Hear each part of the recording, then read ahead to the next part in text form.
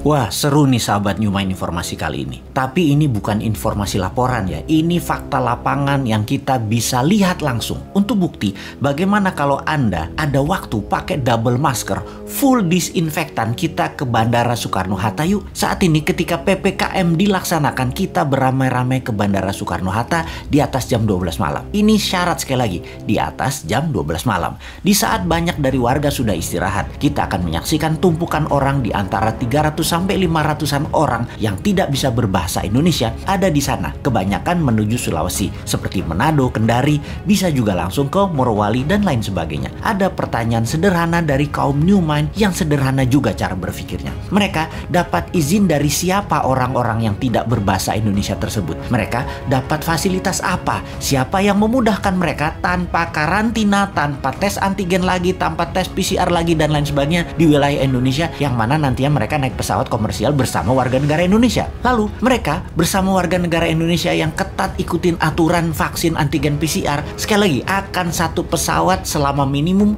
2 jam ke depannya. Oke, maaf, mungkin pertanyaannya terlalu panjang. Kita sederhanakan. Wahai Pak Pejabat yang terhormat, agar lebih sederhana dan mudah difahami, kami yakin Anda sangat sibuk urus pekerjaan Anda sehingga kami harus berbahasa sederhana. Sesederhana kalian pejabat berpikir untuk kepentingan jabatan. Kami mau bertanya, mengapa ada banyak orang di masa pembatasan PPKM, orang ini orang asing, tempat berasalnya virus yang tanpa karantina, sebagaimana layaknya negeri lain melindungi bangsanya dan negaranya dari virus import ini, langsung dari Tiongkok, langsung transit dan menuju Manado. Kok bisa langsung transit dan menuju Manado, Morowali, Kendari, tidak di antigen lagi, tidak di PCR sekali lagi untuk dicek, atau bahkan dikarantina dengan tanggungan biaya mereka masing-masing sendiri, atau bohirnya deh, atau yang mengizinkan yang membiayai. Lupa, yang mengizinkan kan pejabat yang berkuasa. Kalau dia yang membiayai pakai uang APBN, wah salah nih. Jangan yang kasih izin yang membiayai. Yang membiayai adalah mereka yang memberikan pekerjaan. Kita minta biaya dari perusahaan yang kasih pekerjaan ke mereka yang tidak bisa berbahasa Indonesia tersebut.